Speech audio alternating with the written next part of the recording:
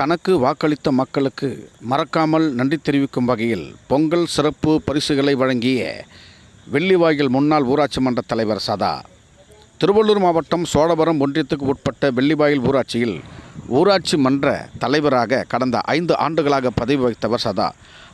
ஆண்டுதோறும் தனது ஊராட்சியை சேர்ந்த சுமார் 1000 குடும்பங்களுக்கு விழா காலங்களிலும் பேரிடர் காலங்களிலும் ஊராட்சி மன்ற பணிகள் தவிர்த்து தனது சொந்த உழைப்பால் பல்வேறு நலத்திட்ட உதவிகளை செய்து வந்தார்.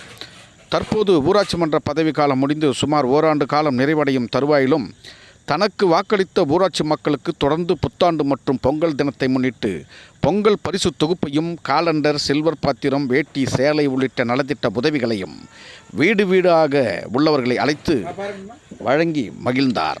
தனது வீட்டிற்கு வந்து வாங்க முடியாத குடும்பங்களுக்கு அந்தந்த பகுதிகளுக்கு சென்று டிராக்டர் மற்றும் குட்டி யானை வாகனங்கள் மூலம் பொருட்களை ஏற்றிக்கொண்டு அப்பகுதி மக்களுக்கு வழங்கினார். ஊராட்சி மன்ற தலைவர் பதவிக்காலம் முடிந்தும் அது விட்டால் போதும் என்று தலைதெறிக்க ஓடிய தலைவர்கள் மத்தியில் தனக்கு வாக்களித்த மக்களுக்கு நன்றியுடன் எப்போதும் போல நலத்திட்ட உதவிகளை செய்த தலைவரை அப்பகுதி மக்கள் வெகுவாக பாராட்டி வருகின்றனர்.